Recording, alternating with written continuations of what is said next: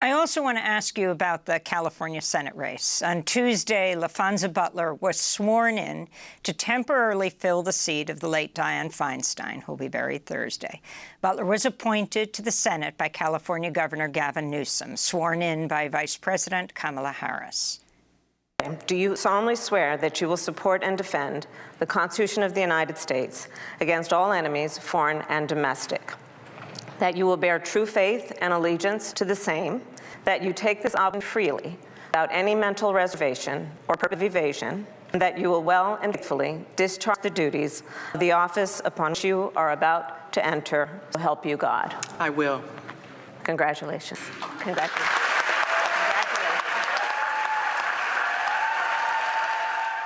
Laphonza Butler becomes the first openly lesbian black senator, just the third black woman to serve in the Senate in U.S. history.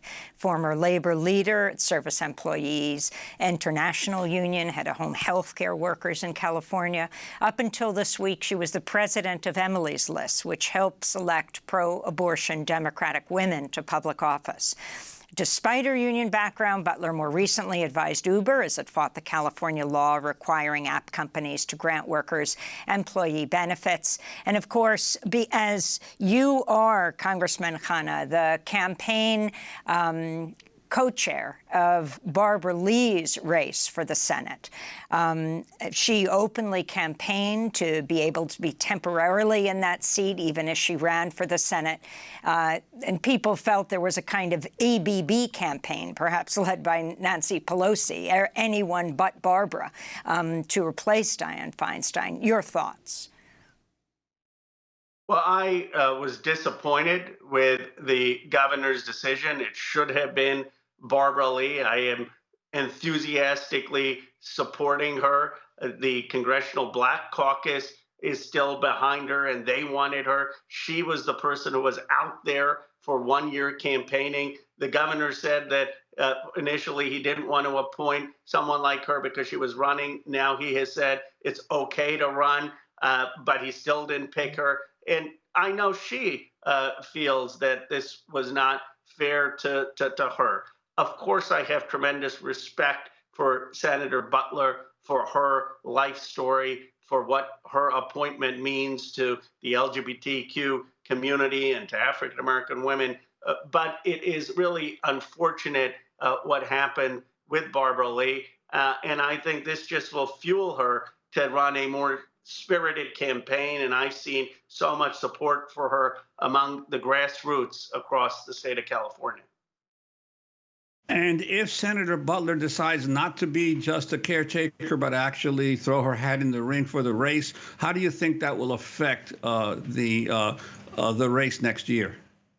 Well, Senator Butler would be a formidable candidate. I mean, I know she has supported and helped so many women get elected. She obviously will be able to raise resources. She's a sitting United States senator, and she's a very talented person. But Barbara Lee, in my view, will still prevail. And the reason is that she has the support of progressives and her colleagues in the Congressional Black Caucus and elected officials across the state of California because of her record. She has spent decades advocating against war, advocating against a blank check for George Bush in Afghanistan when every other member gave Bush that blank check, arguing against the war in Iraq, arguing for Medicare for all, and as an original co-sponsor. She has a record that speaks volumes for the type of country we need to be. And so my enthusiastic support is with her. And I know many people are genuinely empathetic to what happened to her. They feel that she was not treated fairly.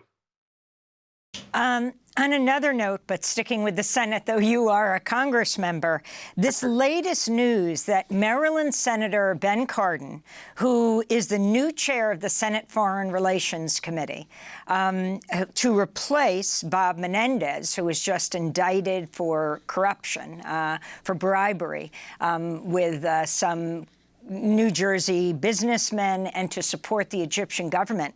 Senator Cardin has announced he's blocking all $235 million in U.S. military aid to Egypt, citing human rights concerns. Are you calling for Menendez overall to resign, not just step down, which he has from the Senate Foreign Relations Committee, and your response to Cardin's move right now? I have called for Senator Menendez to resign, as has Senator Cory Booker and so many of my colleagues in New Jersey. I believe that would be the right thing to do, given the extraordinary responsibilities of being a senator and given the serious allegations against him. I also have been a strong advocate for human rights in Egypt and have said that we at least need to make our aid conditional on the release of political prisoners. This is something that I want to study in terms of the consequences of stopping the aid, but in terms of a line saying that we have to pay more attention to the human rights situation in Egypt and can't just have unconditional resources. I applaud Senator Cardin for that, and we'll be working with colleagues to figure out the best path to make sure that human rights in Egypt are uplifted. And Congressman, I wanted to ask you about another crisis that's been much in the news domestically here: the issue of the surge of migrants that are being sent from the border to the northern cities, at California, to Denver, to New York, to Chicago. Governor Pritzker of Illinois sent a very critical letter this week to President Biden, saying the federal government hasn't done enough to help the cities deal with the humanitarian assistance needed for these migrants. I'm wondering your thoughts on what the Biden administration has been doing and what it could do. Well, it's a very sad situation. First of all, we have to understand the conditions of these migrants are coming.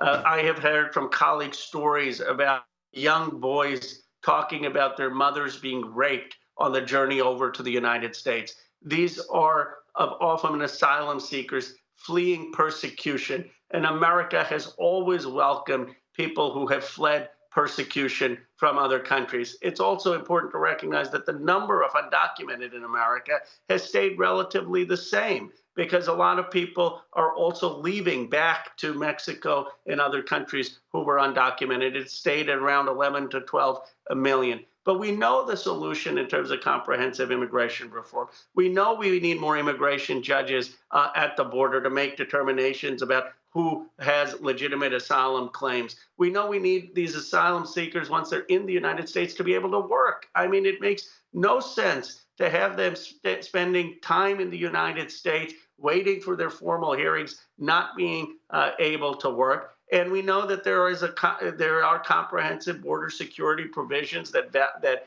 keep the border secure and orderly while recognizing people's human rights and right to asylum. The Democrats have been proposing this for years. That is the solution that we need. And my hope is that the humanitarian crisis that the border represents motivates Americans to get serious about a solution.